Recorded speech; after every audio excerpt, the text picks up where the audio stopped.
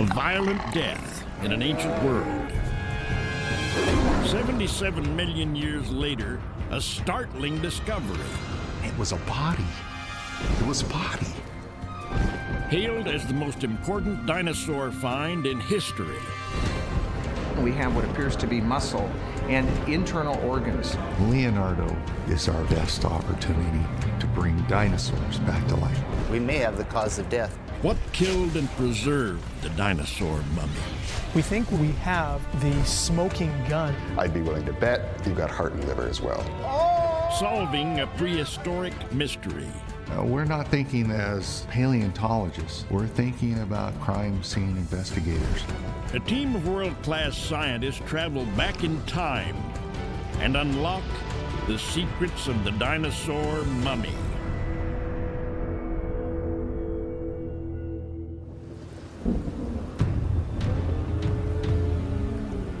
Earth's late Cretaceous period.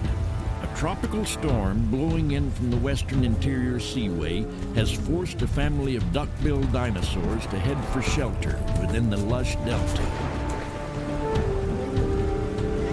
As they follow the swollen river inland, they sense there may be more than violent weather threatening the herd.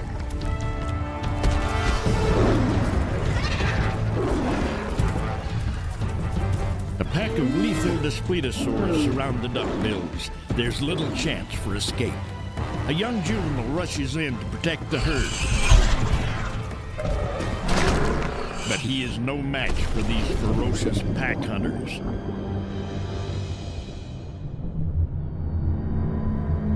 "77 million years later, the corpse of the young hadrosaur emerges from the basement of time. In the summer of 2001, freelance paleontologist Nate Murphy unearthed not just the bones of a dinosaur, but its mummified and fossilized body. When we realized that we had a fossilized cadaver, we had to figure out a way to get a 6.5-ton block of dinosaur out of the badlands in northeastern Montana. Murphy's dig team named the dinosaur Leonardo, after graffiti sketched on a rock near the duckbill's body. It would take several hundred pounds of dynamite and dozens of bloody fingers to free the fossil from its rocky tomb. Leo's body had been submerged underwater, then covered in silt. Shortly after death, mysterious forces mummified the corpse. Fossilization followed as tiny grains of sand replaced preserved tissue. Eons later, a small stream had washed away part of the duckbill's tail. The other portion was sticking out and would have served for a free meal for hungry scavengers. We had to put massive layers of plaster because he was so big and so heavy, and we had to build a steel jacket around him as well. Safely loaded onto the back of an old farm truck, Leo began the trip down a long country road to his new home 30 miles away. Located in the northeast part of Montana, Malta is a charming icon of the American West. But unlike other towns, it has its own resident paleontologist. Just a stone's throw from Main Street is the Great Plains Dinosaur Museum. It's filled with countless discoveries made by Montana's Nate Murphy. This is where the mummified and fossilized body of Leonardo came to live, in a specially designed vault. Sometimes when I come in here late at night and look at this thing, it's really hard to believe that it's a fossil. It's really the cadaver of a dinosaur. After being exhumed, the body of the Brachylophosaurus was flipped on its back for further examination.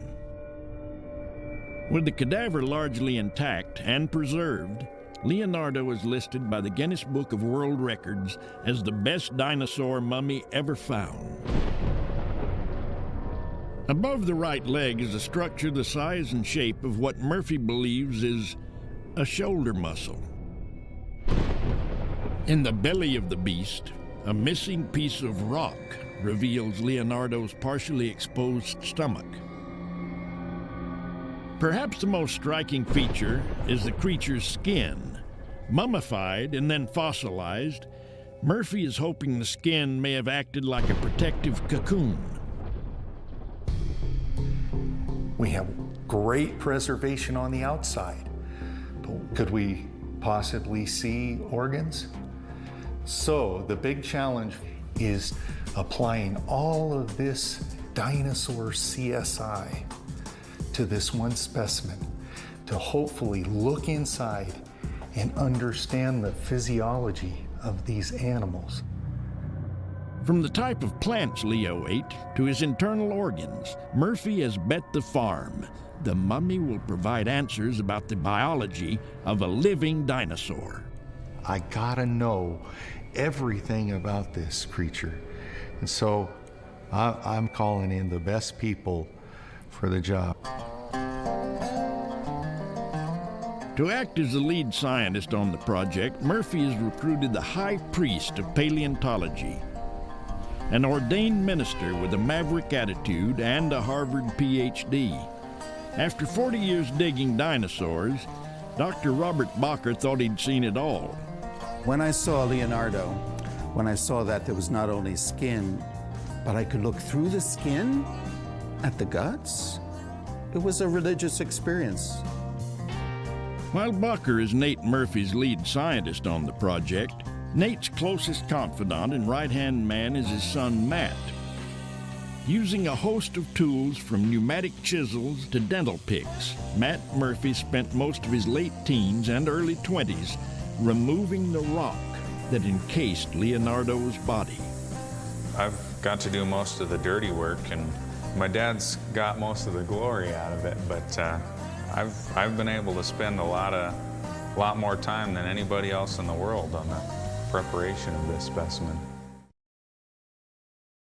In the highly competitive world of paleontology, the discovery of a rare specimen like Leonardo can be worth millions.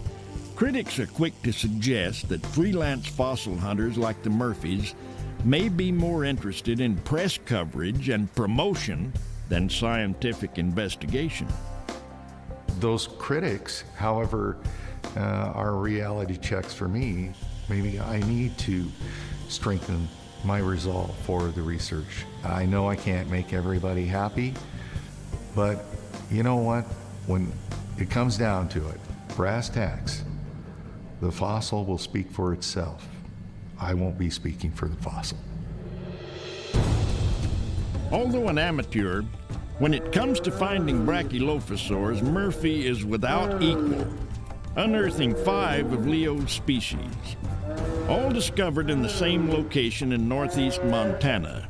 Could a single catastrophic event be responsible for their deaths?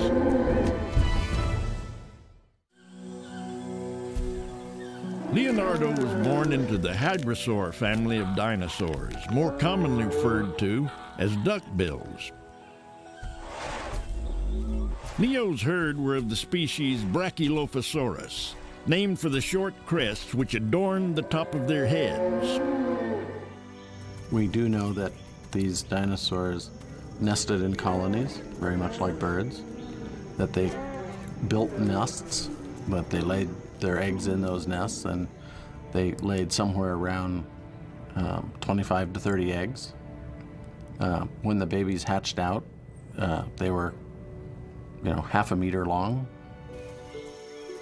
In his first year, a young brach like Leonardo would have spent nearly every waking hour feeding, growing as much as 2 pounds a day. By age 3, Leo weighed nearly 1,000 pounds and spanned 20 feet in length. But this is only the first chapter of Leo's story. 77 million years after his death, his body holds the key to unlocking secrets not only about his anatomy, but also about the lost world of dinosaurs. Once we move the camera and get it above shot, projecting down onto the processes and the tendons, we should get very good three-dimensional images. To protect the fragile fossil, imaging expert Art Anderson will use a custom-built scanner to create an anatomical model of Leo's body. We're not going to be using traditional molding casting on Leonardo because we don't want to contaminate the surface with chemicals that would traditionally be used. So what we're doing is doing the white light scan, which will give us detail down to the size of a grain of sand. And when we're finished, and this is the exciting part, we're going to have a very detailed image of Leonardo's body in 3 dimensions. The scanner projects a grid pattern onto the fossil. A pair of digital cameras map the smallest details of the sandstone corpse. We're picking up a lot of the positions undercuts on this side here. We're also getting nice view of the tendons across the spinal process. After more than a week of scanning, a detailed 3D image of Leo's body emerges. It's the science team's first step in creating an accurate digital model of a dinosaur's anatomy. With the corpse covered in skin, Leo has given us our first complete picture of both the size and location of a dinosaur's complex pattern of scales. So what we see on the actual specimen, and it absolutely tells us, is that the upper part of his sides and back, small scales, when it wrapped around to his underbelly, it was leathery with very few scales, and then those long, slender legs had armor sections of scales so that when the animal was walking through all that rough vegetation, he was protected. There's strong evidence Leonardo's body cavity was intact after he died. So scientists from the University of Colorado in Boulder began looking for remnants of his last meal. When we examined the material inside of Leonardo's gut and compared it with that outside, there were actually very clear differences. Inside, there was a very high percentage of leaf material. From looking at the organic material inside Leo, we were able to determine that the most likely origin for the organic material was that it had been gut contents. So that told us that the last meal, their last few meals that Leonardo ate were largely composed of leaves. We can't really tell if these are angiosperm leaves or conifer leaves, but these kinds of plants are both known from this area. Along with Leo's last meal were more than 40 kinds of pollen and several species of freshwater algae. So not only do we have the individual telling us something about him, but we also have this snapshot of the world that he was walking through. In the hope of understanding how Leonardo was preserved, Nate Murphy has enlisted 2 of the world's leading experts, paleontologist Joe Schoolin. Articulated skeletons are extremely rare. And mummy expert Art Ofterheide. It's incredible. It's incredible. The details that are being revealed here are certainly beyond my experience. Far more detailed than I never expected. Ofterheide has been studying both man-made and naturally occurring mummies for more than 40 years. He literally wrote the textbook on the subject. I mean, this has never been dried out. Well, I agree.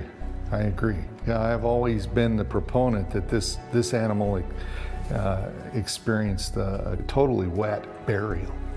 It's a race between the decay and the preservation, and that therefore preservation target has to be to inactivate enzymes right from the beginning. And so our thinking should be what happens immediately after death. For a fossilized mummy like Leonardo to be created, the fresh corpse must be buried rapidly to keep it from predators, and then sealed in the ground to prevent bacteria from decomposing it. For preservation to begin, the corpse must also be protected from flesh-eating enzymes released by the body shortly after death. To inhibit this self-destructive process, modern-day embalmers use aldehydes, a chemical found in abundance in organic materials such as conifer trees. If they're present in large enough concentration and in a watery atmosphere that's not moving, they can build up enough to have a tanning effect on the skin, for example. Right. We have soft tissue. The odds are that that's mediastinal tissues that encloses the sac that houses the heart. Wow. The fact that you've got an inflated thoracic cavity with stomach contents, I'd be willing to bet you've got heart and liver as well. Okay. For Joe Schoolin, the fastest way to locate dino innards is to cut Leo open. Yeah, you ought to chop the whole thing up. Chopping it up. Do you chop up mummies, Art? No. Okay. While Leonardo is the most complete and best preserved dinosaur mummy ever found, the first was uncovered in 1908 by a family of fossil hunters, just like the Murphys. Charles Sternberg and his sons found not just the bones of a dinosaur, but a partly decomposed corpse complete with fossilized skin and shreds of flesh. A great duckbill lay on its back, with front limbs stretched out as if imploring aid. It lay there with expanded ribs, as if in life, leaving an exact picture as he breathed his last. News of the world's first dinosaur mummy spread like a prairie wildfire. When it was first exhibited, some claimed they could smell the fossilized corpse. A century later, it's still on display at New York's Museum of Natural History. The mummy captured Sternberg's imagination and changed his notions about the daily life of a duckbill. I have no doubt that with the lungs expanded to their full capacity, he often swam across streams of water. Consequently, the animal could use the front feet as clumsy hands to hold down the limb of a tree while he was cropping the tender foliage. Sternberg's discovery had provided science with the first clue in understanding the life of a creature highly adapted to its environment. Sternberg was consumed with unlocking the mysterious forces that had preserved the duckbill. He began to wonder if the sands of the Cretaceous might be filled with mummified dinosaurs. To get under the skin of the dino mummy without damaging it, Nate Murphy has wrangled a team of digital X-ray technicians to perform a radiographic autopsy. We'd use this for non-destructive testing of welds, of airplane parts, aerospace parts, bridges, anything where you can't afford to break it apart to inspect it. Industrial-strength X-ray equipment will be used to penetrate the fossilized corpse. There's just one snag. It's extremely dangerous. In the industrial world, we would just clear out an area, or we'd shoot in the middle of the night when nobody's around. And we'd have hundreds of feet to work around. And we're going to need to get some more shielding in here.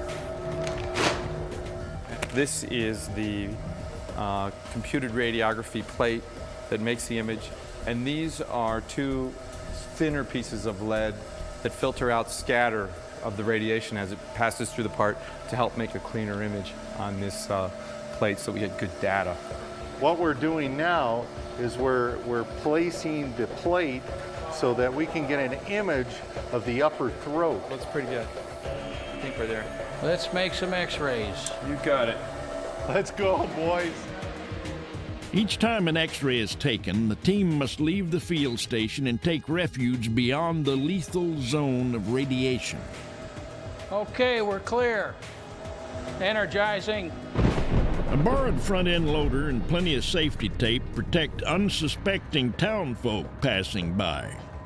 A medical X-ray is about 100 kilovolts, and this is about 5 million electron volts. How long is the exposure? 1 minute. Should be over. Is it done shooting, Pat? Sorry, we have a technical hiccup here, so. What's up, man? Did you get it? Did you shoot it? Tube won't energize at the moment. We're getting a fault from the cooler that cools the X-ray tube. And it won't allow the control panel to even energize. What happens is the electricity comes in, passes over a piece of tungsten and makes X-rays, and generates a lot of heat. And we have to have some form of cooling. In this case, it's water. 5 years, I guess I can wait a few more minutes, but man, it's killing me. It's hurry up and wait. The hurry of Leonardo's life, a short 3 years long, was lived along the shores of the Western Interior Seaway, a shallow ocean whose coastline ran through eastern Montana and north into Alberta. As the climate warmed, the inland waterway receded, leaving on its western shore the Judith River Formation. In this ancient rock, nature is cut deep into Earth's primordial past, revealing a vast Cretaceous graveyard. But why, in this narrow corridor, are there so many complete or articulated dinosaurs? The question isn't really, why do we have articulated dinosaurs here? The question is, why do we have so many articulated dinosaurs in this location? Paleontologist Dave Eberth believes the answer to this question and how Leonardo may have died is recorded in the layers of mud and sandstone of the Badlands. You can see all of this bone poking out from the rock. This is a monotaxic bone bed. It is made up of the remains of hundreds of individuals. Scattered across Alberta's Dinosaur Provincial Park are more than 20 mass graves filled with a diverse variety of dinosaur skeletons. A bone bed like this will typically generate anywhere from 30 to 40 different kinds of animals, the remains of those animals. These bone beds are telling us that a number of animals are dying together and that these killing events are wiping out large numbers of animals across that coastal plain. What could be responsible for such a high concentration of dinosaur remains in eastern Alberta and Montana? If the killer was a single catastrophic event, it wasn't a theory that Charles Sternberg had considered. In 1910, the world was stunned to learn that the boys from Kansas had found a second dinosaur mummy. Sternberg began to wonder if the sands of the Cretaceous might be filled with mummified dinosaurs. If so, what had killed and preserved their bodies? Like many large herding animals of today, the pioneer paleontologist believed his duckbill met its demise while crossing a river. He was quick to dismiss notions that the mummies had been preserved in quicksand or buried in a peat bog. The great creature had died in the water. The gases forming in the body floated the carcass. When they escaped, the skin collapsed, and the corpse sank head first and feet upward as it came to rest on the river bottom. Like Sternberg's theory that his duckbill drowned, Nate Murphy wants to know for sure what killed Leonardo. There's a pressure safety on it, and it's but not tripping. That also enables this. Can you give me some more water? Usually this happens at 2 in the morning. You just got to be patient. That first shot, you got to be patient.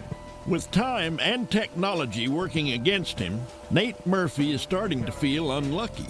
I understand the concept of Murphy's Law inside and out. This equipment is brand new. It's only been used once. We have water flow. We have water flow. Yep. All right. We are ready. Let's get a sign on that door, please. We have success. We're going to make some x-rays. We'll set it up, shoot it. There is something in there. Okay, you can turn them on. With the X-ray cooling system fixed, Nate Murphy's agonizing wait is about to end. Oh, okay. You can actually see the contact line of the keratin beak where it started and skin started. This is quite remarkable. We've got this big plate.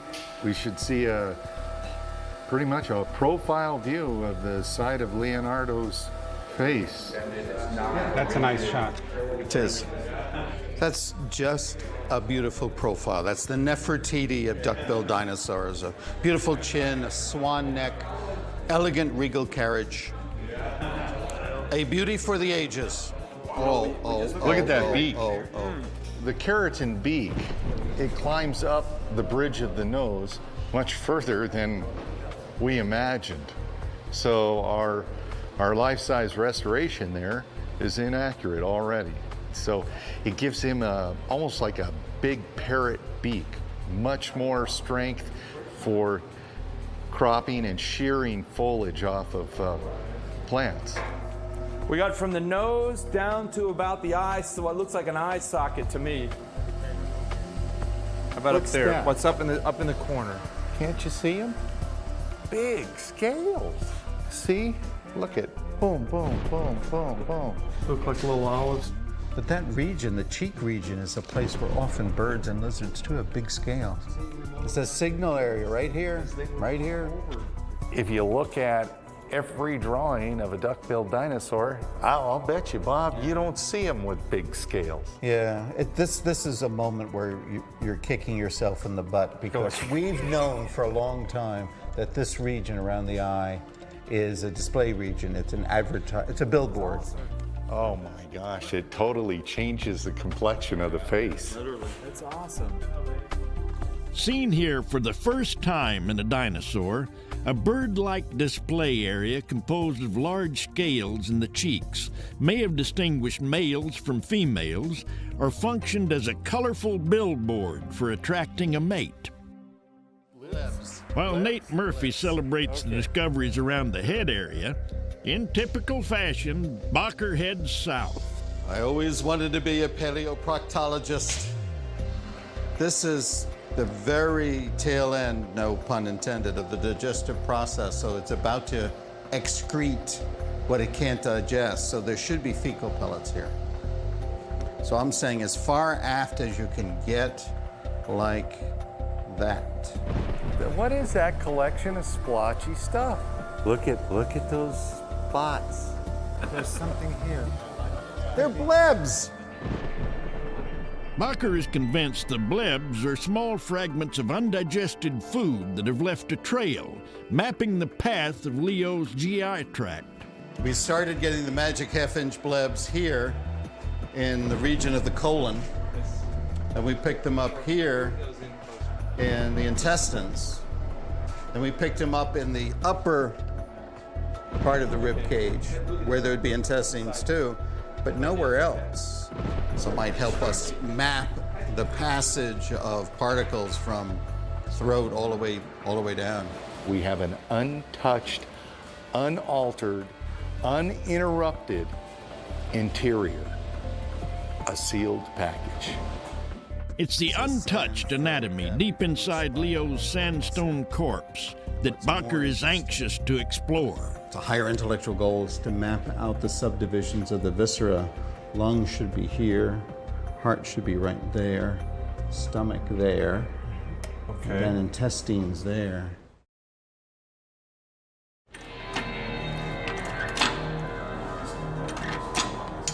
To search for internal organs, the imaging team needs to elevate the fragile fossil.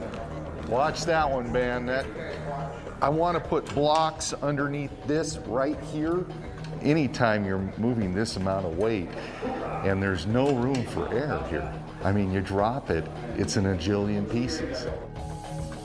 In the hope of getting a clearer image, deep inside Leo's thick chest cavity, a plasma cutter is used to remove sections of the fossil's steel support structure. Okay, let's clear the building. Okay, grab food and run. We're gonna make a shot. To help image the anatomy hidden deep inside the corpse, Everybody out! the imaging team brings in a more powerful gamma radiation source.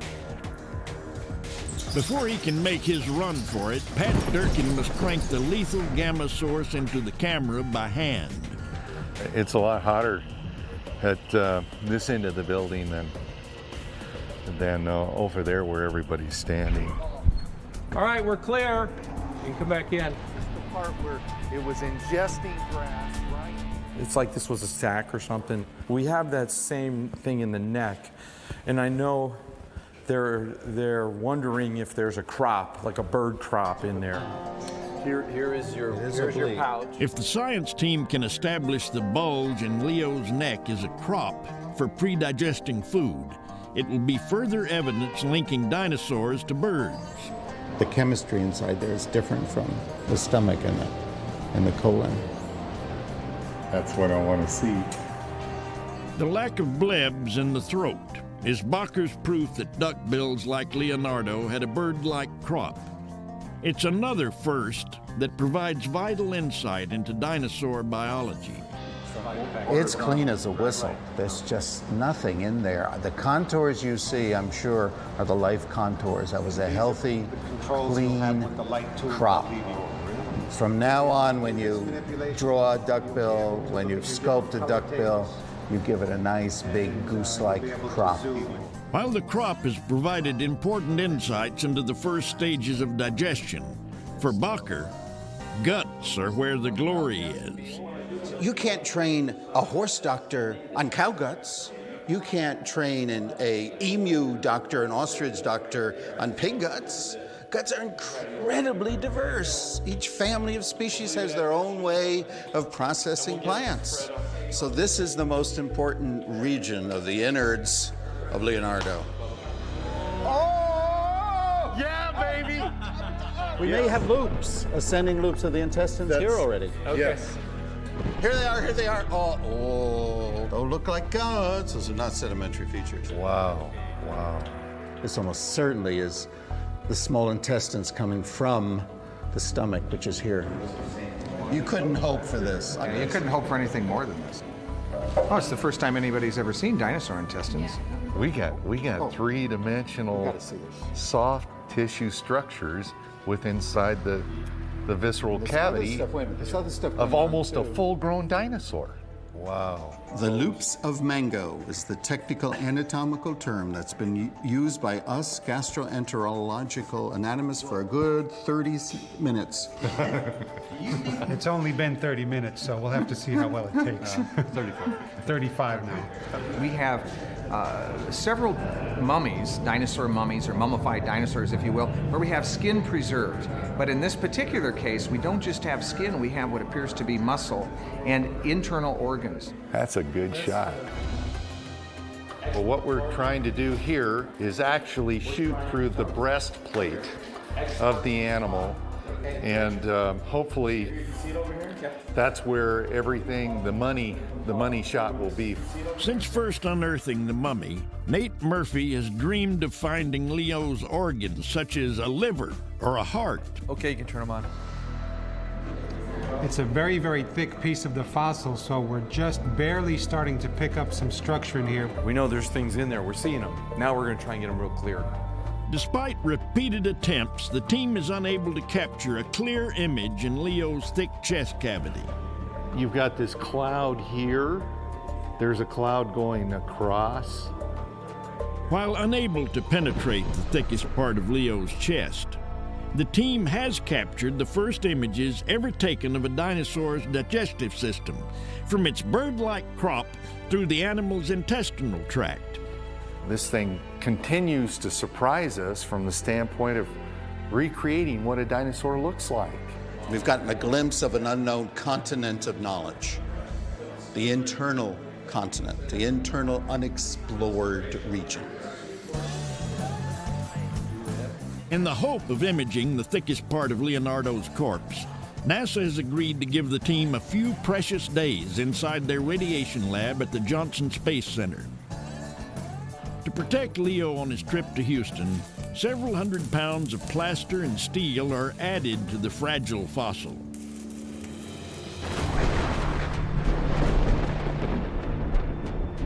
But as the dinosaur mummy is readied for the journey, a dark secret threatens to destroy the entire project.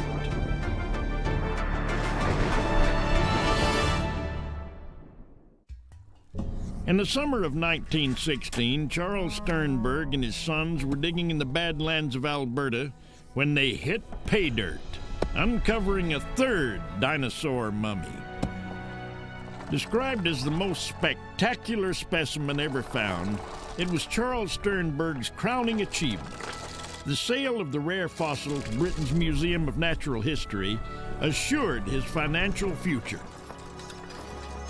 As a cargo vessel carrying the mummy approached the English coastline, she was boarded by a German warship. Her crew evacuated, and the ship with the priceless mummy sent to the bottom. For Charles Sternberg, the emotional impact far outweighed the financial loss. 10 minutes of vandalism destroys all my labor. I can never recover from a blow such as this. In the twinkling of an eye, the blue Atlantic claimed my finest dinosaur. In a shocking coincidence, a century after the Sternbergs lost their mummy, the Murphys lose Leo forever. In an incident unrelated to Leonardo, Nate and his son Matt leave the project amid allegations of theft after federal authorities seize a new species of raptor valued at more than $200,000. For us here in Montana, we grow up in the cowboy tradition.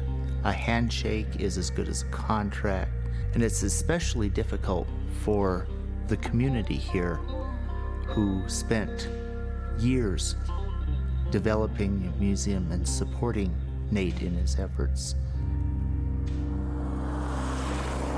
Quietly, the Murphy boys leave the Leonardo project and Malta for good. With the town rallying behind them, the science team presses on, recruiting an elite group of experts to oversee the building of Leo's shipping casket. For the gang who invented bubble wrap, Leo was their first Cretaceous customer. This is a very rigid system. It's rock. So therefore, a lot of the concerns we have are with high frequency. To reduce vibration and give Leo a smooth ride to Houston, a 2-part liquid foam is shot into plastic bags placed under the specimen. For 3 days and nights, the duckbill's pine box slowly takes shape around the fossil. 7 years after he was excavated, it's Leo's last day in town.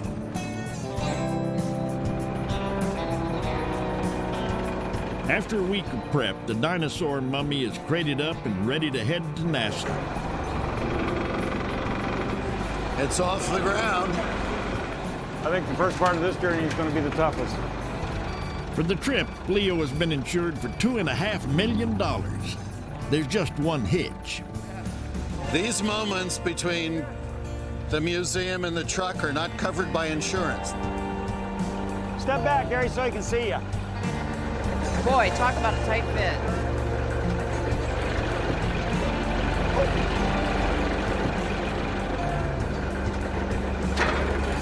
We're now insured. For security reasons, the trail to Texas is kept a closely guarded secret, known only to paleontologist Dave Trexler, who will ride shotgun on the trip.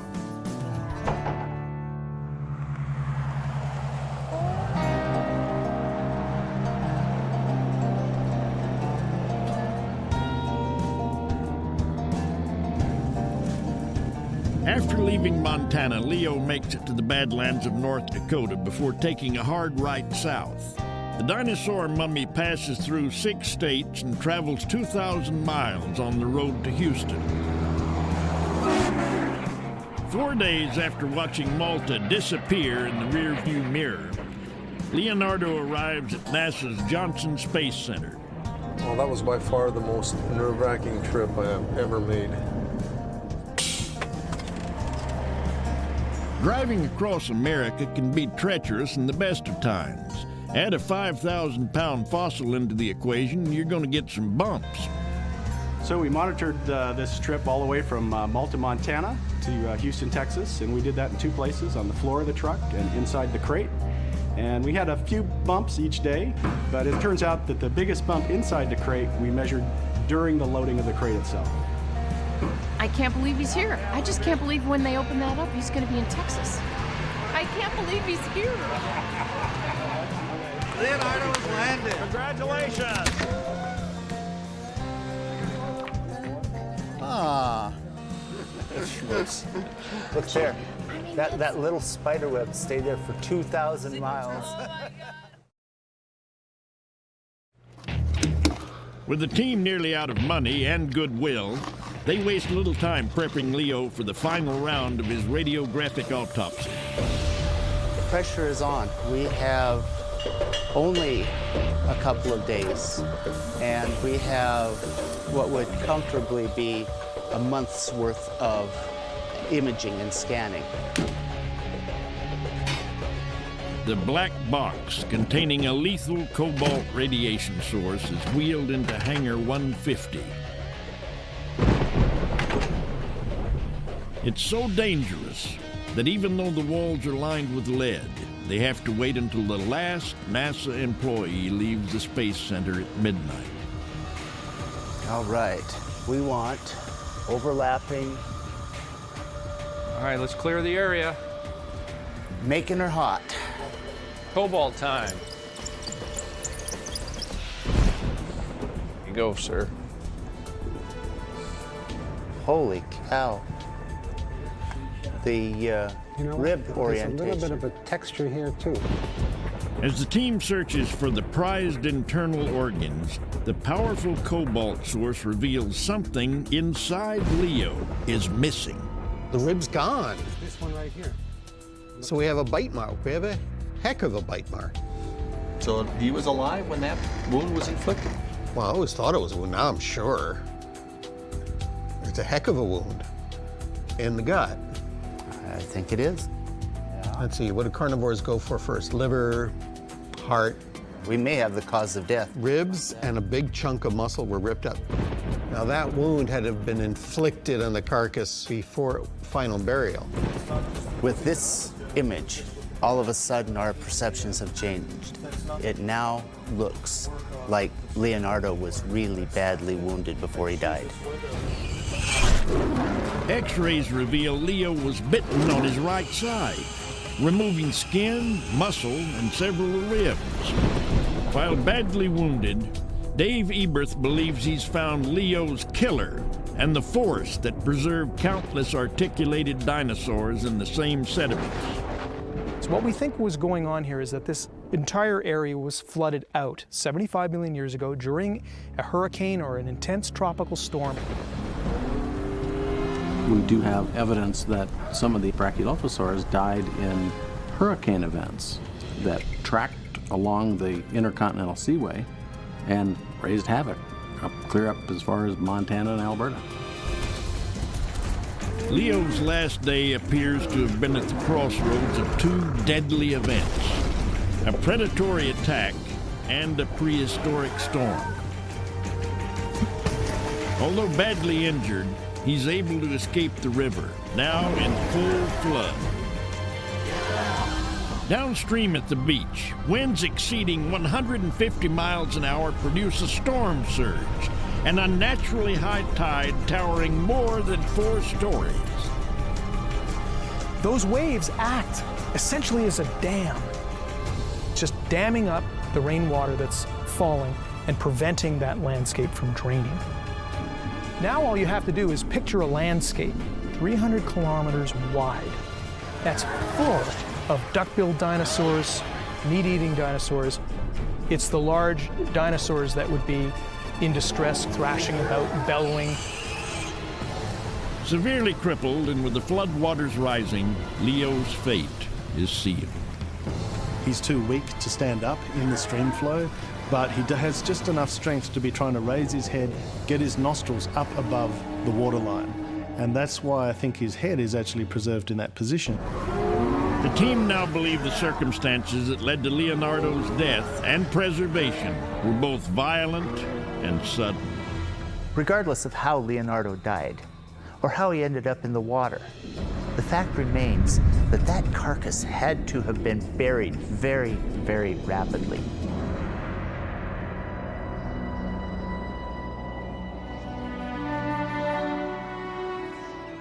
As the storm lost its energy, the floodwaters receded, revealing a carnage-ridden landscape. This would have been a catastrophic area. Picture a landscape littered with thousands of cow-sized animals that are rotting in the sun. Unlike most of the dinosaurs claimed by the storm, all but the end of Leo's tail is protected inside his sandstone crypt.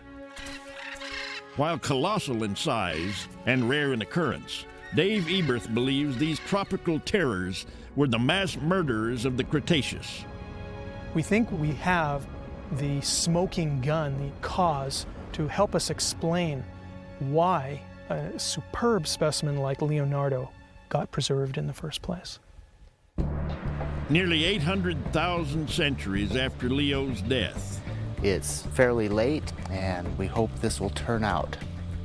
The Dino CSI team is out of time. This is fascinating. Yep. I am almost positive we're seeing organ there.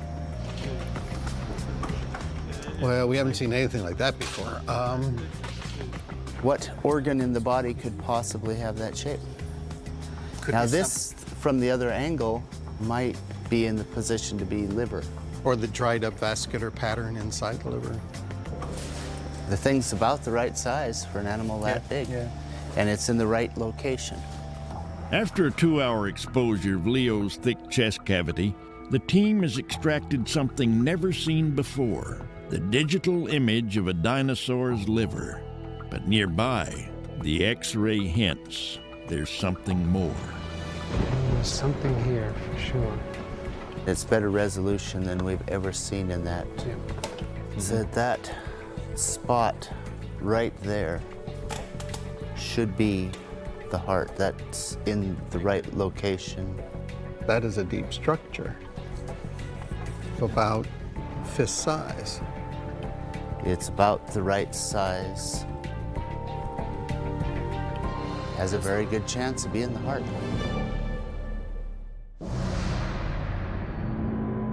After exploring the depths of Leonardo's corpse, the radiographic autopsy has captured more than 130 digital X-rays of the dinosaur mummy. There's signals coming from the living animal, signals from the chemistry on the inside, signals coming from the animals that died. Images from an ancient world suggest Leonardo suffered a lethal wound before his death. It's part of a body of evidence that's also produced a life-size X-ray of the hadrosaur. If that is indeed a wound, it would have had to have been made by something on the scale of Daspletosaurus. If it did not kill Leonardo, it at least would have crippled him. This is just full of clues. We're awash in a sea of clues, and that's pretty incredible. Look at what we have here. We have a stomach content mass right there. We have something going on there that is totally different. We need to do some biopsies, we really do, especially in there. The body is so pristine, it's an envelope of skin.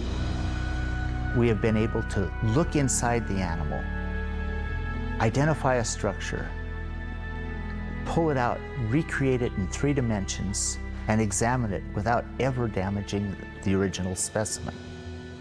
We have been able to perform a non-invasive autopsy on a 77-million-year-old dinosaur. From images of Leo's GI tract to evidence of his last meal, the dinosaur's post-mortem has revealed the duckbill's complex path of digestion, including a bird-like crop. We can say that this animal was a high-fiber chewer and processor of the toughest plants in its ecosystem. That's the beginning of the answer, the explanation of why duckbills were so successful for so long. Most tantalizing of all is a digital image captured deep inside Leo's corpse. What appears to be the heart of a dinosaur. What's really exciting is that we think we have a heart. It's only a 2-dimensional image because we're using regular radiographs. And what we're looking for in the future is to have a system that will give us a three-dimensional image. What happened to this animal will change with time, and that will affect how we look at all other dinosaurs as well. So, yeah, it's very exciting to think about the technology of the future applying to Leonardo's body. High-tech imaging of Leo's internal organs and exquisite skin patterns has brought us closer to a living dinosaur than we've ever been before, creating the world's first anatomically accurate dinosaur. After unearthing the first dinosaur mummy in 1908, Charles Sternberg spent the rest of his life struggling to unlock its secrets. On the 100th anniversary of his landmark discovery, Leo's high-tech autopsy has completed Sternberg's quest. It's also done something that he could never have imagined. It's changed paleontology forever. We're going into the field with a full-blown laboratory to sit right on the ground and analyze these things before they come out. So we're doing science completely different than we did 5 years ago. No one will look at a dinosaur with skin ever again in the same way. No one will look at a dinosaur with skin and say, that's nice skin, I'll take photographs, get rid of it so I can clean the bones. That won't happen ever again.